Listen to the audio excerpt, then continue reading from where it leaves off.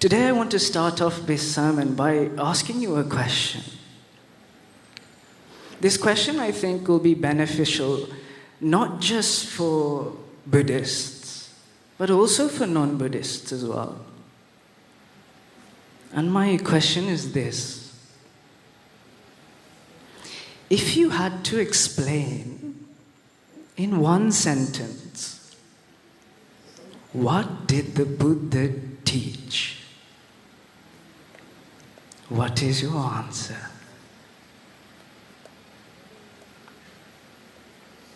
I think a lot of people in the world who hear about Buddhism, they will say things like being kind, being generous, treating everyone equally. They might even say something like being happy with little, accepting life for what it is. But there is a correct answer to this question. The Buddha teaches the Dhamma for one thing. The Buddha teaches the Dhamma for the understanding of suffering. We all experience suffering, some people more than others. But we don't try to understand it. What we normally try and do is avoid it. We try very hard to avoid suffering. Until we are 25, 30 years old, we work hard to educate ourselves to avoid suffering. We work hard to build a business, to earn money, to get the best job possible. Why? To avoid suffering. We go to the gym, we exercise, we buy home insurance, health insurance. Why? To avoid suffering. But can suffering be avoided like this? Does it work? Does this method work? We think it works. Our mind, it tells us this method works. But the truth is, a lot of people in this world, they don't see suffering. They are blind to it. They are suffering, but they don't know they are suffering. They see other people suffering, but they blame something else. They don't blame the right reason. The key is to understand suffering. But understanding suffering is not easy. Let's say someone is able to see suffering. The next step is to understand where it comes from. Where does suffering come from? Who made it? I'll give you a small example. Everyone here has a phone, right? You're sitting here, and while listening to the Dhamma, you get a text message. And you read it. And the message says, Putta, come home quickly. Your mother has died. What happens to you when you read this message? Can you listen to the Dhamma anymore? No. What happens? You suffer. Straight away you suffer. If you ask your mind, why am I suffering? What does your mind say? I am suffering because my mother passed away. But think like this. Because you have come to listen to the Dhamma, you've put your phone on silent mode, or airplane mode, or you've turned it off. So you don't get the message. Do you suffer? No. But why? Your mother has died. Your mother has passed away. Why aren't you suffering? Your mind just said that you are suffering because your mother died. If the real reason you are suffering is because your mother died, you should be sad as soon as she died. You don't need the message in the middle. So there is a connection. There's something happening in the middle. That's what 99% of the world doesn't see. There's something in the middle. As Buddhists, you have probably heard about Visakha. Everyone's heard about Visakha? If you haven't heard about Visakha, she was a beautiful woman that lived during the Buddha's time. She came from a very wealthy family. She was one of the treasurer's daughters. And she was one of the women that built a beautiful dormitory for the monks. She built a place where there were 500 rooms on the bottom floor and 500 rooms on the top floor. So how many in total? 1,000 rooms. She had lots of children. And she had lots of grandchildren. And she loved them very, very much. She loved them very much.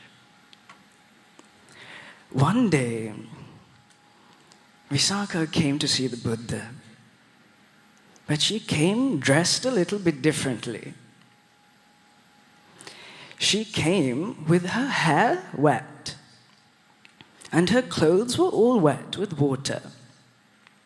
In India during this time, if you saw someone with wet hair and wet clothes, it was a sign that someone had died in their household. So she came to see the Buddha, and the Buddha asked, Visakha, why are you crying? Why is your hair wet? Why are your clothes wet? Buddha, my favorite granddaughter has just died. Without her, my house feels empty.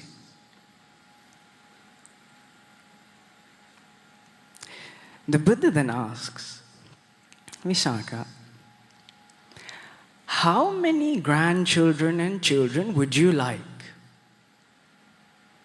The Buddha knows Visakha really loves children. We see people like this during this time. Some people really like teachers. They really adore their children. Some people are very fond of children. Visakha was very fond of children. So the Buddha asks, how many children would you like? Visakha, while she was crying, she says, even if I had as many children as there are in this whole city, it's okay. The Buddha smiles. The Buddha says, how many people in the city die every day? Visakha says, 10, 9, 8, at least 5 people die. The Buddha then says, Visakha, if 5 people die every day in the city, your hair will be wet every day. Visakha was wise.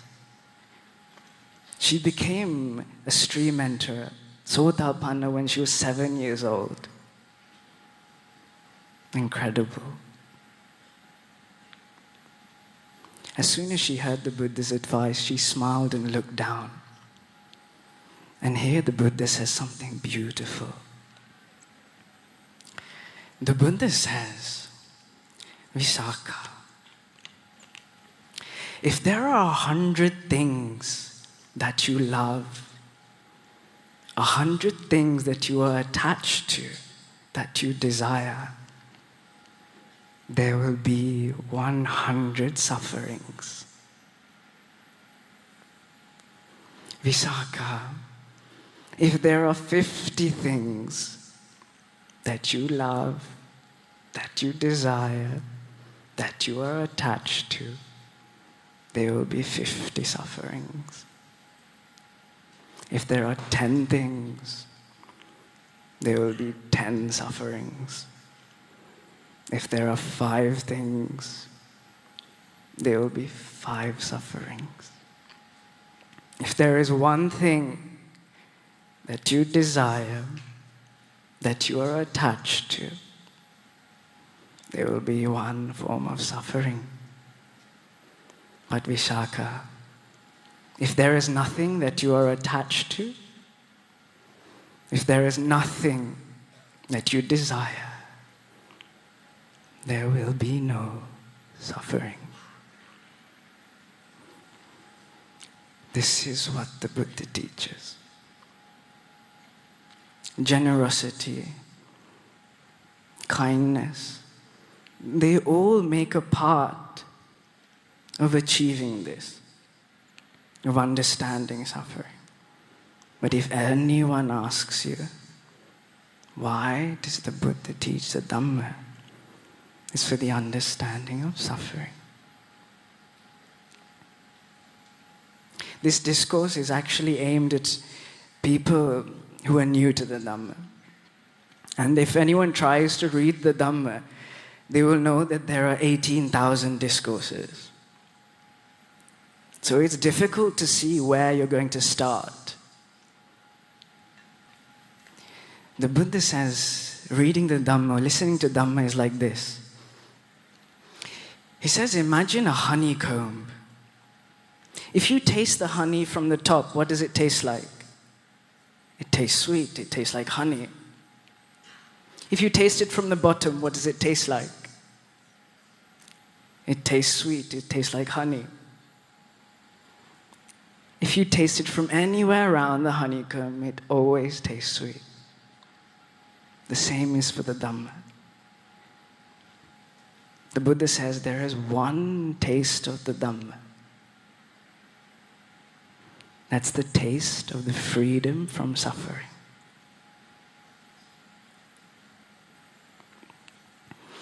Today, after speaking with Venerable Lokuswami Nansit, I want to recommend some books.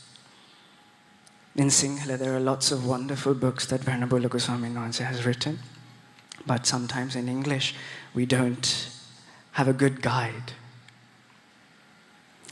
The first book I want to recommend is by Professor Venerable Walpola Rahulathero. This author has written a book called What the Buddha Taught. This is a wonderful book. The other two books are books printed by the Mahamona Monastery chain. They're printed by Mahamegha Publishers. And the second book is the first book I ever read. It's called The Wise Shall Realize. When I first went to the monastery, one of the monks gave me this book, and I read it on the car journey home. Incredible book. Read it, recommend it to other people. After speaking with the monks here, who also thought carefully about what to recommend to you, they also said, give them the Dhammapada. Inside one verse of the Dhammapada, there are 1,000 enlightened beings. If you want to read something before you go to bed, or before you leave work in the morning, or before you go to university, get this book. Read one line at least. And the last book I want to recommend is The Great Disciples by Venerable Bhikkhu Bodhi. This book is a little bit more advanced when it comes to its English, but it's probably one of the best books I've ever read. It shows the character of all the people like Venerable Sariputta. There's 80 pages explaining his life. There's 70 pages explaining Venerable Moggallana, Venerable Ananda, Venerable Anuruddha. All these beautiful characters are explained. And through their character, you can see the Dhamma. You can see suffering. These 4 books I want to recommend. I'm nearly finished, but I want to ask one more thing. How many of you went to the Gangarama temple to see the Buddhist relics? Yes, you went to see. These relics were kept in a stone receptacle. And on this stone receptacle was written, Eva me tasya kevalasya dukkha kandasya samudayo hote. This is how suffering arises. These relics are 2,600 years old. Our Buddha was inside these relics. And close to him was what? The teaching on suffering.